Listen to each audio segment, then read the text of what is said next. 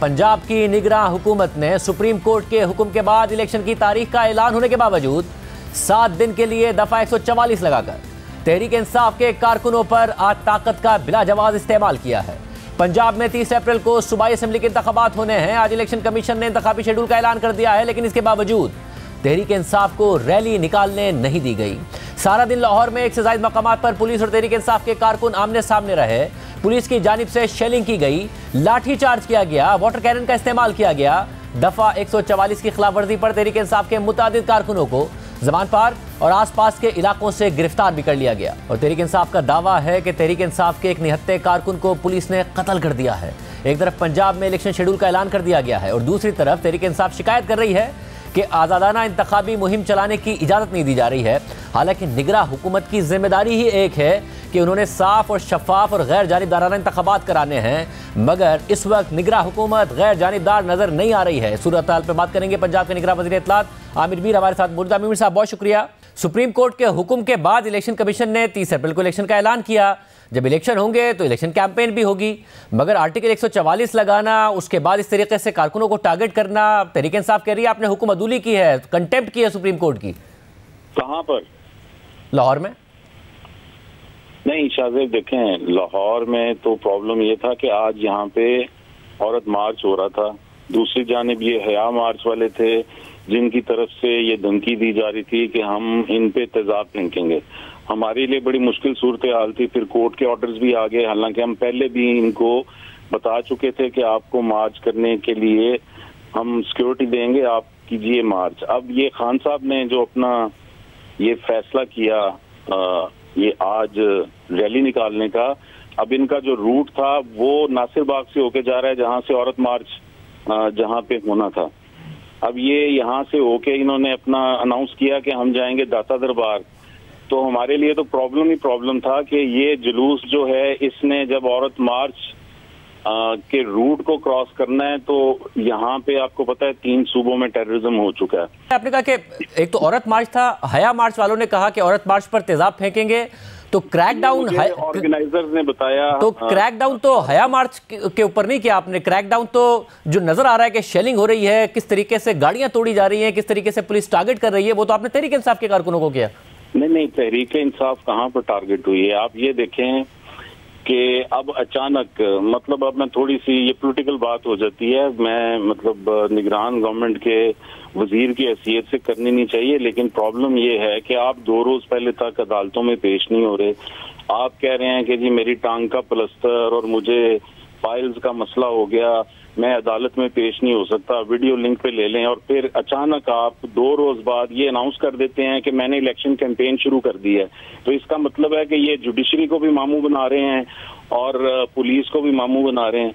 मगर तो आमिर साहब जो जुडिशरी को अगर वो मामू बना रहे हैं तो अदलिया खुद देखे ना, ये मामला निगरां हुकूमत का काम तो नहीं है कि इस मामले को देखेगी कि क्योंकि अदालत में नहीं पेश हो रहा है इसलिए हम क्रैकडाउन करेंगे, 144 लगा देंगे और इनको रैली नहीं निकालने देंगे। देखिए 144 जो है वो आइन कानून में है ना 144। जब हमने 144 लगाई और अगर आप समझते हैं कि हमने तहरीक इंसाफ को टारगेट किया तो फिर उसकी रेमेडी क्या है? उसकी रेमेडी है कि आप अदालत में जाते हैं और वहां से कोर्ट ऑर्डर हासिल करते हैं।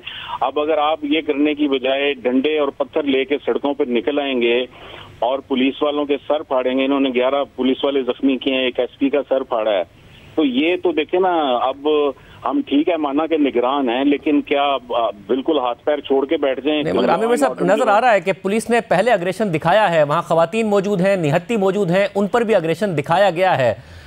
नहीं, आपने कोई एक वीडियो देखी होगी, यहाँ पे ये सारे दिन से ये पत्थर मार रहे हैं, उकसा रहे हैं, डंडे लेके ये निकले हुए हैं। इवन इनकी खवातीन जो हैं डंडा बरदार, उनकी वीडियोस सोशल मीडिया पर वायरल हैं। अब देखें, अगर ये समझते हैं कि ठीक है आप अदालत में नहीं पेश होना चाहते, अदालत का मसला है, अदालत निपटे, लेकिन जब 144 इन्फोर्स कर दिया गया और ये फैसला किया गया कि जब तक PSL का फाइनल नहीं हो जाता यहाँ पे 144 की इन्फोर्समेंट होगी, तो उसके बाद अब 144 ये कहता है कि आप 4 या 4 से ज्यादा लोग सड़क पे नहीं आएंगे। आपने जाके कोर्ट में तो चैलेंज नहीं किया। जब आप सड़कों पे इकट्ठे हो गए हैं दर्जनों और फिर सैकड़ों, और उसके बाद पुलिस जो है 144 के मुताबिक उसने लाउड स्पीकर से अनाउंस किया कि आप ये नहीं कर सकते, आप इससे टल जाएं। वैसे मगर जब वो नहीं, मगर देखिए आप एक तो कोर्ट में उन्होंने चैलेंज करने का ऐलान कर दिया है, मगर पीएसएल के फाइनल, पीएसएल तो काफी टाइम से हो रहा है लाहौर में, 8 मार्च का नोटिफिकेशन है और 7 दिन के लिए।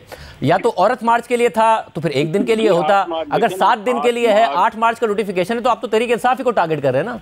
नहीं, 8 मार्च को औरत मार्च तो पिछले 1 साल से पता था ना होना है, तो खान साहब जो है वो 1 दिन सब्र नहीं कर सकते। अगर वो 1 दिन सब्र कर लेते तो फिर आप आज ही के लिए करते ना, आपने 7 दिन के लिए क्यों ये आर्टिकल 144 लगाया है? 7 दिन के लिए, चूंकि पीएसएल जब खत्म होगा तब तक यहाँ पे बड़ा मसला, देखें मैंने आपको बताया 2 साल पहले पीएसएल को टारगेट किया गया, सुइसाइड बॉम्बर पहुंचा कज़ाफी स्टेडियम तक, वो तो रिक्शे में एक्सप्लोड हो गया, उससे मिस हैंडल हो गया। मगर आमिर मिर्जा फिर इमरान खान साहब ने जब रैली का ऐलान किया उसके बाद 8 मार्च को क्यों 144 आया? पीएसएल तो पहले से हो रहा है, पहले 144 का ये नोटिफिकेशन करते, अगर तहरीक इंसाफ स्पेसिफिक नहीं है। नहीं, मैं बता रहा हूँ आपको कि आज औरत मार्च था, इसलिए ये प्रॉब्लम जो लॉ एंड ऑर्डर की, मैंने आपको पूरे रूट की भी सूरत हाल बता दी है। ये नासिर बाग से होके ये रूट सारे का सारा जो रैली है, इसने दाता दरबार जाना था। आइन और कानून में 144 मौजूद है, उसकी इन्फोर्समेंट हो गई।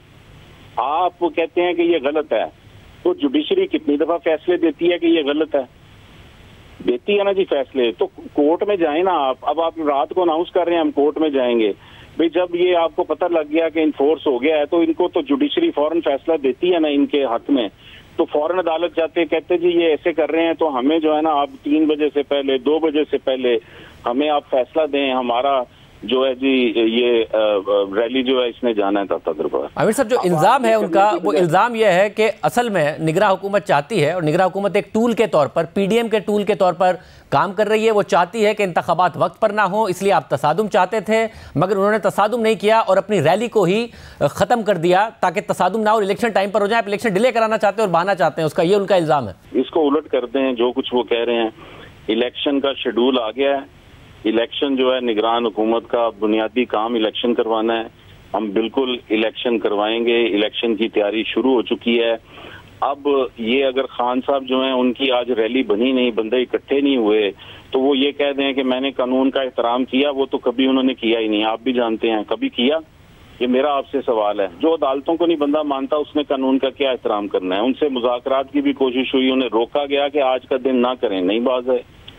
तो ये तो यानी उनको फिर कल से इजाजत होगी, आप 144 खत्म कर देंगे? आज हो गया औरत मार्च, इलेक्शन होने 30 अप्रैल को, अदालत के हुक्म के तहत हो रहे ना शाहजेब, 7 दिन तो रहेगी ना, पीएसएल खत्म हो जाए तो फिर 144 भी खत्म कर देंगे। और अदालत स्ट्राइक डाउन कर दे तो कर दे, फिर वो अदालत जा रहे हैं, अदालत स्ट्राइक डाउन कर दे तो कल कर दे तो कल खत्म है, ठीक है, अदालत के तो फैसले सब मानते हैं ना। और उन्हें इलेक्शन कैंपेन की इजाजत होगी, गिरफ्तारियां, क्रैकडाउन, ये सब नहीं हो रहा होगा उनके साथ? जाहिर है, मतलब इलेक्शन शेड्यूल अनाउंस हो गया है, तो अगर इलेक्शन कैंपेन शुरू करनी है पॉलिटिकल पार्टीज ने, तो उन पे कौन रखना डाल सकता है? और जो सुप्रीम कोर्ट का हुक्म है कि 30 अप्रैल को इलेक्शन होना है और इलेक्शन लॉस के तहत उन्हें कैंपेन की इजाजत है, और वो कह रहे हैं आप लोगों ने सुप्रीम कोर्ट की हुक्म अदूली की है, कंटेम्प्ट लगेगी निगरान हुकूमत पर।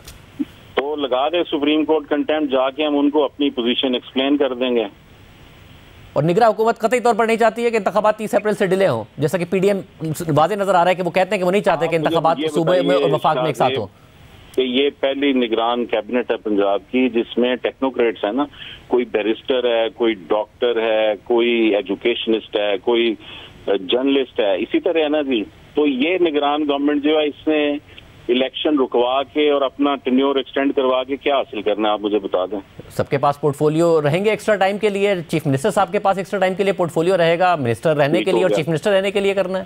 ठीक हो गया। तो अब ये जो पोर्टफोलियोज है इनका अचार डालना है, हम इससे क्या ले रहे हैं? ना चीफ मिनिस्टर को सैलरी ले रहे हैं, ना पर्क्स एंड प्रिविलेजेस, ना कैबिनेट, 8 बंदों की कैबिनेट है, पंजाब की तारीख की सबसे मुख्तसर कैबिनेट है, कोई बंदा ना सैलरी ले रहा है, ना कोई प्रोटोकॉल ले रहा है, ना कोई बंदा किसी किस्म का घर लिया, ना कोई प्रिविलेज ले रहा है। हम तो अपने पल्ले से खर्च करके इस काबीना में चल रहे हैं, ये आप चेक करवा लें। मतलब इख्तियार तो है ना सबके पास, मगर आमिर मिर्जा साहब, चीफ मिनिस्टर साहब के पास, वज़रा के पास इख्तियार तो है ना, वरना कोई अपना नुकसान करके वजीर बना हुआ है तो किस लिए बना हुआ है? क्या किस बेहतरी के लिए बना हुआ है? अगर इलेक्शन नहीं कराना है 30 अप्रैल को और उसी के ऊपर इल्जाम लग रहा है कि आप इलेक्शन नहीं कराना चाहते हैं। शाहजेब, वो जो इख्तियार है आप मुझे बता दें, आप ढूंढ के बता दें किस वजीर ने कौन सा इख्तियार मिसयूज किया। इख्तियार तो आज लाहौर में हुआ ना, नजर आ रहा है आमिर मीर साहब, आज लाहौर में जो हुआ है वो मिसयूज ही तो हुआ है, नजर आ रहा है, एक पॉलिटिकल रैली के ऊपर क्रैकडाउन किया है। नहीं, कोई पॉलिटिकल रैली हुई नहीं। रैली के लिए बंदे इकट्ठे ही नहीं हो पाए, रैली निकली नहीं।